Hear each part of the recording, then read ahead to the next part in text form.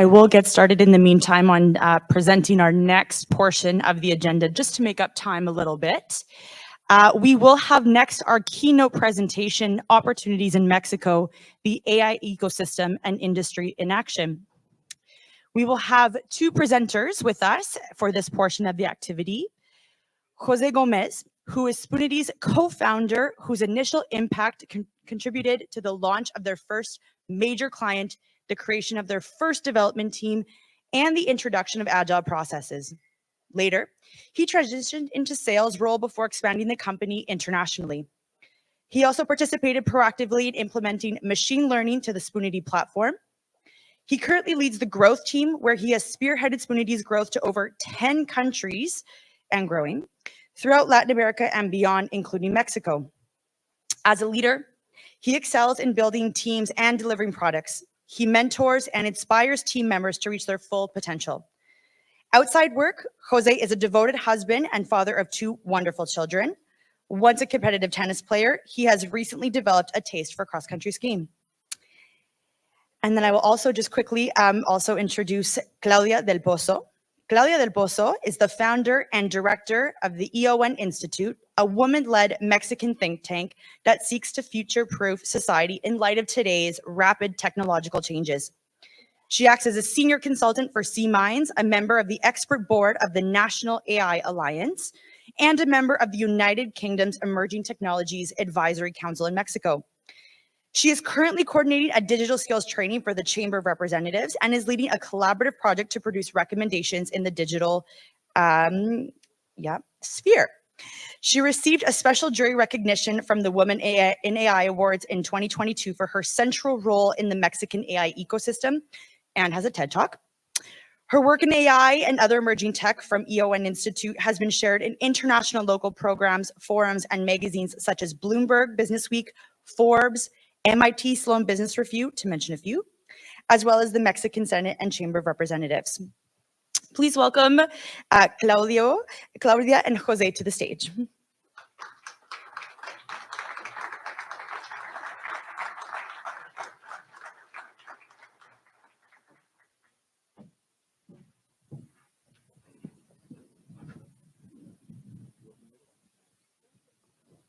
Hi, everyone. Nice to be here. Nice to see you all. Thank you for coming. Buenos días con todos. Hi, everyone. Very nice to be here as well. Okay, so I guess I go first. I think so, yeah.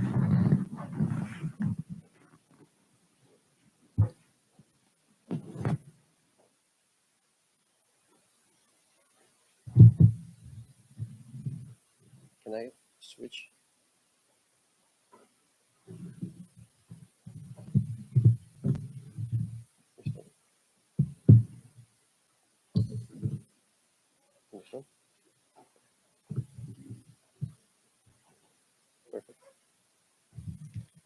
Hello, everyone, and thank you for being here today. Thank you to Your Excellency Ambassador Gonzalez, Mayor Sonia, and Invest Ottawa for the welcoming words and for having us here, inviting us here today. I'm very excited to be here today and to share with you the journey of our company and how we're contributing and working alongside with Mexico and contributing to the AI momentum. So very excited to be here today.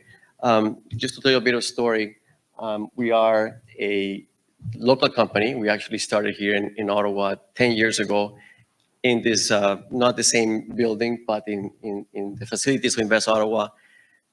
Starting up our company, we are a local startup called Spoonity. We are in the customer loyalty and marketing. And we basically started by trying to help digitize the traditional punch card. So you remember if you go to a coffee shop and they give you just a regular punch card, we try to basically digitize it and help brands to actually get value from loyalty, not just giving away free coffees or free rewards, but get to know who their customers are, preventing fraud, because people can just duplicate these cards and start getting value for what customer data is today. We actually started with a local coffee chain here in Ottawa. We helped them develop their first and own their own loyalty app. They wanted to compete against the behemoth of Starbucks. And we helped them really develop an amazing program. And that spearheaded our growth to help similar brands in the coffee, quick service, restaurant industry, not just in Canada, but start expanding internationally. One of the key markets that we work with is being Latin America. I'm originally from Ecuador, have been half of my life in Ecuador, where I was actually playing tennis, and half of my life in Canada when I'm doing cross-country skiing. Who would have thought? But Mexico for us has been a key market since 2020, where we've been really investing and trying to help brands in Mexico to start to know their customers. And why Mexico is an important and key market for us, because the Mexican restaurant industry has a value of more than $12.9 billion. So it's a humongous market, very attractive for Canadian companies like us. And the opportunity is immense to really have an impact in winning market share in the industry. Why it's also enticing? Because the sector, food is very important for Mexicans, and in Mexico as a whole, has more than 580,000 economic units or businesses that are working in the restaurant and food industry. So the opportunity is very, very broad and big for us. And another thing that is key for us is more than 60% of Mexican consumers use loyalty programs. They probably are still using the punch cards in most of them, but they're very likely to participate and give away information in exchange of rewards. So for us, that's a key opportunity where we can help brands, help restaurants really start getting to know and own their customer information and not relying on the third parties or those apps that today are winning the market, but they're keeping the data and not really sharing it, or having given these businesses the opportunity to take action and influence consumer behavior. But there's a caveat that there's a problem, and that's here where we see the opportunity.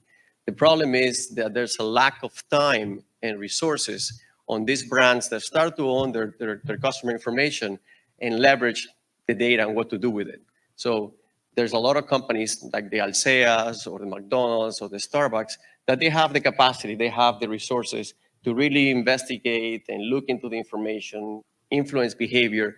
But then you have all these other businesses from, let's say, 1 to 100 locations that the marketing efforts that they do, the IT expenditure that they have, doesn't allow them to really leverage information and influence behavior within their customer base. So that's where we see the opportunity. And there's different aspects of this, what we call the customer lifecycle management, that requires a lot of time, a lot of dedication to look where the opportunities are. For example, if you're walking into a restaurant or you walk into a store and they ask you for your information, or maybe you saw a post online and you download somebody's app, you register, but then how do they get you to actually come and become a buyer? Once you actually become a buyer, how do I get you to come more often? How do I get you to try different things within our menu? How do I get you to become loyal, or actually know that at your cost of changing brands is high, so you won't go to the competition? Maybe then you'll stop coming. How do I get you to come back or recover you? Or if you stop coming, how do I understand why you stopped coming? How do I reactivate your business with us and then restore that trust? So this life cycle is very complex, very dynamic, and it requires a lot of attention. So lots of opportunities in terms of time and resources, helping these brands, helping these restaurants with time and resources to define clear objectives, define strategies to help them understand the information about the consumers, understand who they need to target to start changing and influencing behavior. A lot of attention to the data, to the details, and monitor when things are going well, where things can improve to maximize the revenue or the growth they can get from the loyalty program. So our solution to this, and what we're been investing and working on in this past few years, especially in Mexico, is something that we call managed loyalty with artificial intelligence. Key importance on the word managed, because today, as we know, artificial intelligence is being growing, developing, and learning as we go. But if you just take AI for granted, you might not get the results you want. That's why the expertise for us is important. It's key in how we leverage AI to help our customers. So that's why we've been in the business for more than 10 years. Our expertise and knowledge in consulting and actually leveraging AI is being the key differentiator to actually create a positive impact with better results than just somebody who comes in and starts using AI. There was actually an article I read from Forbes about a Harvard study where they were measuring how consultants that are experts in the field get way better results when leveraging AI than just anyone that is not an expert and starts using AI. The results are not the same. So our expertise with AI is where we see the big opportunity to start helping these brands in the industry to really take advantage and leverage their customer information. So I'm going to talk about a bit of what we're doing and how we're contributing to the AI momentum at Spoonity. So we have our offices here in Ottawa. We actually also have people in Mexico, in Ecuador, and in other countries in Latin America. We actually believe talent is everywhere, and I'm super proud that a lot of our data scientists are from Latin America. One of my main purposes when I moved to Canada and when I started the company is I'm actually being able to help newcomers to Canada. They sometimes when they come to Canada, they can't start working on their own field because you don't have the title here or the experience, is that you can actually work back with your own communities and your own languages, but have the advantages of being in Canada. And I'm first one to be thankful for all the opportunities that we get here in Canada. I don't think I've ever been able to start my own company back home. So what we've been doing in the past few years is to really contribute to the AI momentum by investing in machine learning modules, investing in deep learning modules more lately since the explosion of ChatGPT. But I'll give you some examples of the models that we've been using and how we're actually helping understand and leverage AI to help brands leverage the customer information. A few examples in machine learning models, and I'm sure most of the technical people here will understand. Some examples that we do is, for example, product recommendations for what we call cross-selling. So when you look at all the information from all these loyalty programs and how consumers are engaging or buying purchases in different locations or different brands, we try to see what are the probabilities when if somebody buys a latte that it will also buy a cappuccino or a flat white. Or what is the probability if somebody likes a scone or a croissant that will also be likely to like a cappuccino or a flat white. So we're collecting information, we're putting data into these models to then provide recommendations to our clients to help them make more informed decisions, not just throw marketing material on socials or at a wall and see what sticks. The idea about this is to be more precise, to have better forecasting and help them really start hitting somebody very, very on what they could be liking with good recommendations. Another example of machine learning, this is very, very important in Latin America, is fraud detection. So fraud detection in loyalty programs is a key component because a lot of times, there's people that want to take advantage of rewards, they want to take advantage of other people's points. In many countries in Latin America, we use the national ID for everything. We call it the cédula or DNI. And you use this, you give it away as it was the SIN number here. You would never think somebody giving away your SIN number here in Canada for free coffee. But in Latin America, it's very common. So a lot of people take advantage of their family members, friends. They just collect their IDs and use it for their own benefit. So fraud detection is very important. And what we're doing through these machine learning models is to understand where are anomalies within different data sets. So we start getting different data sets from different types of transactions, and then we start measuring from the center of the data how many standard deviations away we start finding anomalies. And then we start analyzing the data, helping brands predict behavior, detect potential fraud, and taking measures to prevent it. So this is another example of how we're also leveraging machine learning models to help and control fraud. One of the most important models that we've been working on is what we call prevention of churn. So this is how do we prevent customers from leaving our business or from becoming people that don't come or change because something happened. So we are also trying to help brands by helping them understand who might be leaving, who might be stop coming, and who is actually happy and understanding why, and what type of tactics you can apply to start preventing churn. So this model can also help us create tactics or campaigns to get more information from consumers and to be more proactive and make sure that there's an affinity again towards your brand and prevent people from leaving and going to your competition. Now, in terms of machine learning, now we go to, okay, how do we leveraging the text generators or the language models to help conversions or increasing sales from marketing campaigns? what we're doing is we're basically fitting into these models segment characteristics. So what are the type of people that we're trying to target? What type of criteria do they have?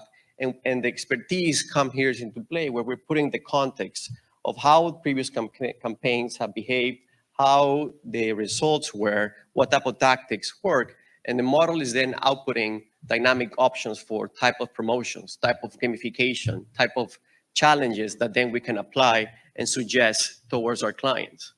Not only this, the model is also helping us with the subject lines, the body of the text that we want to apply into emails, into push notifications, into WhatsApp messages, which is one of the key ways to communicate today in Latin America. So we're leveraging the machine learning models to populate the data. We're leveraging the deep learning models to help us with recommendations, with text, with the type of communication. But there's also a caveat here. Everyone here from Latin America knows that the way that you speak in Mexico is not the same way you speak in Argentina. It's not the same way you speak in Colombia. So the context of the language is very important. So we're also training these models with understanding what's the language, what's the slang that you can apply in one country versus the other. And this is things that we need to, continue to train and put that context into the model. So this is also something that we've been helping and training our models to leverage AI to get better results and be more efficient, be more automatic, give this capacity and resources that these companies don't have today with leveraging AI. Just to give you an example of what we can do once we have loyalty data and then apply it into an AI model. For example, this person, Emma, I know a lot of her information. I know what her favorite products are, what her preferences are, what type of loyalty she has. Is she a high level, medium, or low? What's the frequency? How often they're coming to a store? What's the order value? And what we can understand from this is, okay, what's her potential? How much is she willing to spend? How much can I actually push her to come more often? And maybe what type of products I can recommend to her? And knowing her preferences, all of the information gets fed into these models, and then we start providing tactics or promotions to see if we can influence behavior. And so far, our results have been really astonishing. In what we call upselling, we're actually trying customers to come more and spend more. So for example, the model will output a challenge. Visit us 4 times in the next 7 days, and you'll earn 1,500 credits. We can see in the results because we're comparing how they're behaving during the time of the promotion and how they're behaving before the promotion. And we can see uplifts of up to 30% in orders, in visits, up to 100% in revenue increase. And then we can also measure what's the impact after that promotion period is over and see if we actually change in behavior and we're not. And we continue to learn from these tactics that we're applying to continue to train these models. So far, the results have been very positive, and the opportunity is very, very interesting in Mexico. These are some of the brands that we work with in Mexico. If you're from Jalisco, you probably recognize one of the brands there, Pollo Pepe, which is one of our key clients in Mexico. And, funny enough that in Jalisco, they really believe in technology, they really believe in innovation, and they're trusting us with their customer information to help them to take to the next level. There's other local brands like Italian Coffee, which is a large coffee chain in Mexico, more than 400 locations, and others in Mexico City like Moshi Moshi, Cocina Abierta, and some international brands like Wingstop and Hooters, and we have many more in the pipeline. So for us, the opportunity is very exciting. We've been in the market for almost 2 years. It's I guess it goes slowly but surely in Mexico. We know now the infrastructure. We happy to connect and get more partnerships and see how we can collaborate more between Mexico and Canada. We're very, very vested in this venture, and we see a tremendous opportunity in the Mexican market. Thank you very much for your time today, and happy to connect with you later and discuss more opportunities. Thank you.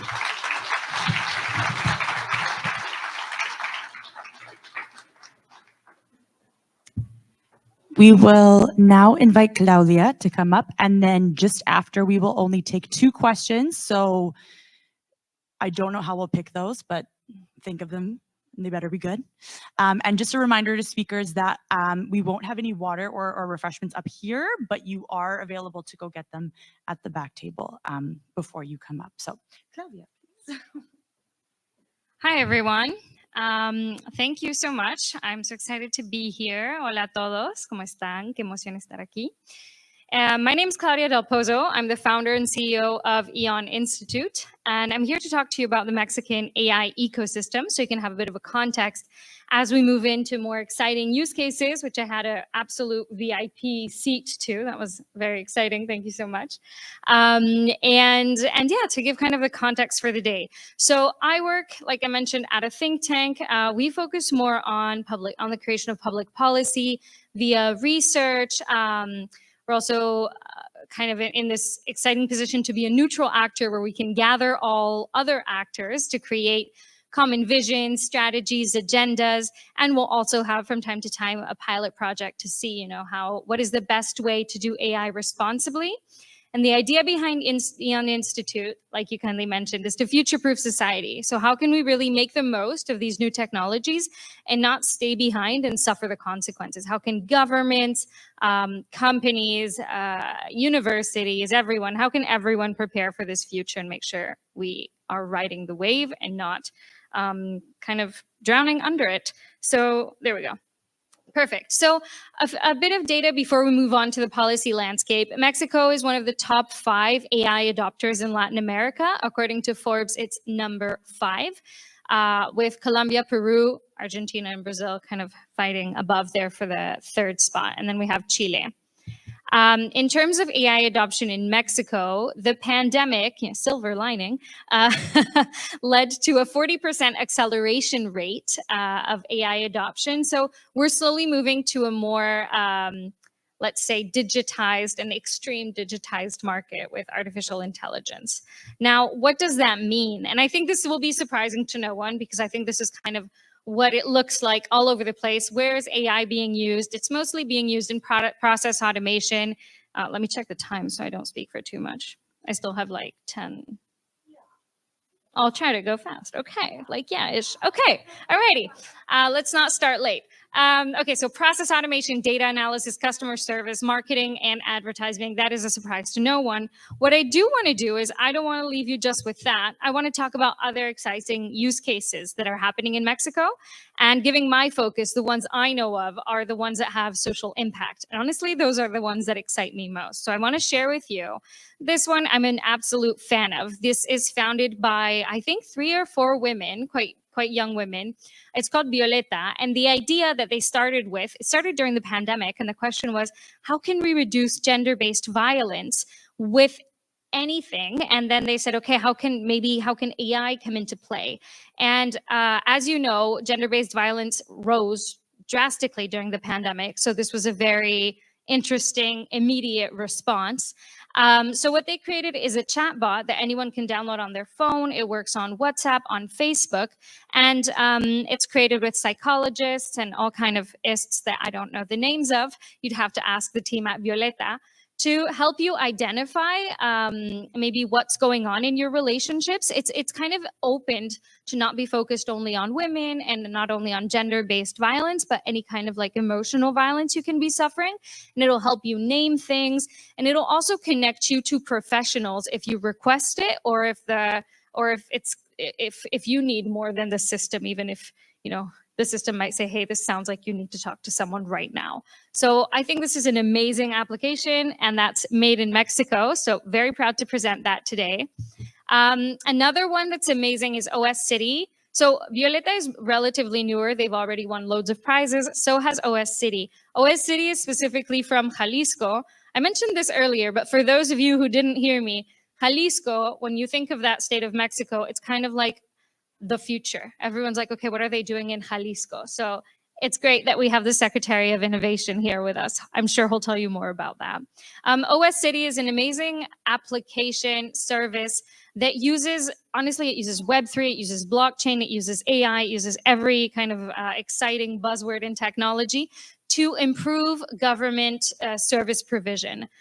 And they are working, I think, in Monterrey as well, and across the country, and have been expanding into other cities. So I'm just going to give you a brief overview, and then if you want to look them up, you have the name, and I'm sure, like I can tell you, it will be even more exciting if you look into it.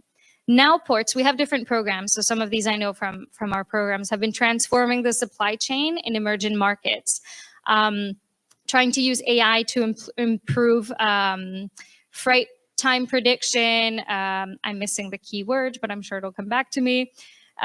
So they're a very interesting company. And the reason I love these in particular is because they have a very good approach to implementing AI ethics principles, very good on transparency. And so, yes, I invite you to discover more about them. Risco is another company which helps other companies ensure their regulatory compliance. So it uses AI to go through all the law documents and help you identify the ones that apply to you and apply them properly. It's one of their services, and I love it. It's very innovative. Obviously, there's a warning that says you might still want to check with your lawyer. Obviously, this is not a replacement, but I think it's a great advancement into this world that can be, if you're not a lawyer, I'm not. I know that that's a whole world where I would appreciate that kind of help. Now, I think this is the last one I included for today. Helki is also from Jalisco. You're getting a lot of shout outs today, Alfonso. And Helki is smart upbringing accompaniment. I did my best to translate. I even translated the text so you can see kind of how they're trying to really connect with people. It doesn't sound like a robot, they're trying to make it sound very human. And it's about this experience of upbringing your children, especially if it's your first child and you don't know what to do. You can talk to them, they can help you. Again, they work with professionals that they can connect you with. They want to be kind of this first contact point that kind of can answer regular, frequent questions for you. So this is amazing. And they've also integrated artificial intelligence into it. And I can only imagine what they're doing, Helki and Violeta, now with generative AI to help get even better responses. And all of these companies have been working with us in one way or another to guarantee the operationalization of AI ethics principles. So they're all trying to do things very well, which is something that we love here at ION Institute. In terms of challenges for AI adoption in Mexico, these are different than they'd be in Canada, but I don't think they'll be surprising. The main one is obviously a lack of infrastructure, a lack of sufficient infrastructure, which Mexico is working very hard on and constantly have new programs to expand connectivity across the country. There's insufficient human resources. There is a lot of talent in Mexico, but we still need more. We are a very big country. Lack of research and development investment is another big one. I know, and I'm sure we'll be able to collaborate with Canada on that and explore new opportunities together. Data scarcity, that's also something that I was mentioning earlier. The data that's at hand doesn't typically represent Mexico or Latin America. So how can we generate data that talks about us so that the solutions make sense to us in our context? And the last one, which is the one where I focus, is insufficient public policy. And that is very true, but we're working to change that. And that's what I want to focus on in the last few minutes that I have. And if Luis Miguel comes on, I'm sure everyone's going to be happy. So last 2 minutes. Okay. Yeah, it's the goal. It's the goal, right? That's why you chose Luis Miguel. So just real quick, I want to do the timeline and I want to answer some questions that you may have or some confusions because I've seen them around. So Mexico's AI policy landscape really took off in 2018 when C-Minds, which is the company I previously worked at and where my company spin out of, and the British Embassy published the basis of a national AI strategy, what it could look like, comparing it with other national strategies that had come out at the time, which weren't very many. And that positioned Mexico among the top 10 first countries to work towards a national AI strategy. The confusion is the documents actually say to have a national AI strategy. We do not have a national AI strategy. This document was accepted by the government and I'm missing the exact word, but shared by the government as well. But it's the basis for a national AI strategy. So one of the recommendations that C-Minds made in this document was to create a national AI coalition to then work towards the actual creation of that strategy. So that was AI 2030 MX, which we created around 2019. From there, we did a few different documents. We did a national AI survey, 1,500 respondents. It was very exciting. It showed that there was a lot of curiosity in Mexico. And I think that is very Mexican curiosity, being excited about new things. So we launched a proposal, what should have been a proposal for an agenda. What happened in the meantime, you can see kind of the 3 lines there. There was a change in government. So the prioritization of AI and the digital sphere changed, was reduced. And that affected the government participation in our document and the ability to really create an AI strategy. So we're still in limbo, and we're excited to eventually have an AI strategy that we're still working towards. At the same time, we're pushing for AI regulation in Mexico. So here, when I say we, this is C-Minds, just to clarify that. I worked there for 7 years, so I'm having a hard time letting go. So we launched a program called Open Loop, which was with Meta, the Inter-American Development Bank, and the INAI, which is the Data Protection Authority, where we said, okay, what could a transparency and explanation regulation look like for AI? Let's get experts. Let's draft a proposal for the purpose of the exercise. Let's test it with 10 Mexican AI companies. Let's see what feedback we get. How implementable is it? Does it make sense for startups? We don't want to stifle innovation at all. So we tested that. The feedback went to INAI. It's also a public document if you want to look it up. And that's our contribution so far to a potential eventual regulation. And then at the end of last year, this moment was really excited. ANYA was launched from the Senate. It's the National AI Alliance that regroups, honestly, a lot of my colleagues in the ecosystem, if not probably all of them should be there. And it's pushing from the Senate to advance AI regulation and strategies. And I just want to mention a couple of things, and then I'm done, I promise. Okay. Right now, there's an exercise happening from the National Cybersecurity Alliance. They're carrying out the research for what an AI sandbox could look like in Mexico and what it should be. To what extent should we test the European model? What elements? What would be the challenges? So this is research backed by the British Embassy again, who had originally funded the first document, if you remembered. So they've been great in helping us in that sense. Funding is always a challenge in these things. And in this last instance, preparing for the change in government has been exciting because everyone is saying, okay, let's make recommendations. Let's make sure that AI is very present in the national digital agenda strategy, and let's maybe even have an AI strategy this time. So there are 4 initiatives. The first one is being led by ION Institute, which I'm the founder of, backed by the British Embassy, and with my colleagues at PIT Policy Lab. We've had meetings with a lot of people in the ecosystem at a local level as well, involving states and municipalities and Mexicans abroad. Some of you here might have participated in that session to see what that strategy should include and make recommendations. ITESM, or the TEC de Monterrey, which is one of the main universities in the country, are also doing dialogues to create recommendations. ANYA, the National AI Alliance, is implementing the UNESCO Readiness Assessment Methodology in terms of ethical AI preparation so that we can see exactly where we're at. And that's going to be quite needed because the last time there was a diagnostic of the state of AI in Mexico was on the previous slides, the very first document that was published in 2018. And the last one is 24 for 24, 24 recommendations for 2024 by Centro México Digital, that's focusing a little more on digitalization as a whole, not just AI. So we really hope that with all of these recommendations, they do something amazing. Our hopes are very high, I will not lie. In terms of regulatory advances, like I said, there's the sandbox. There's been a piece of legislation that came out that gave exclusive power for AI regulation to Congress. I'm sorry that my lawyer lingo is not quite up to the task. And then there's a lot of regulation proposals in Congress, which I hear a lot, but I do want to specify because I think this is important. They have to do more with classifying different kind of offenses, focusing a lot on deep fakes. And that is a quick overview of what's going on in Mexico that I hope will set the stage for the conversations coming. Thank you so much. Muchas gracias. And we'll continue the day. Thank you.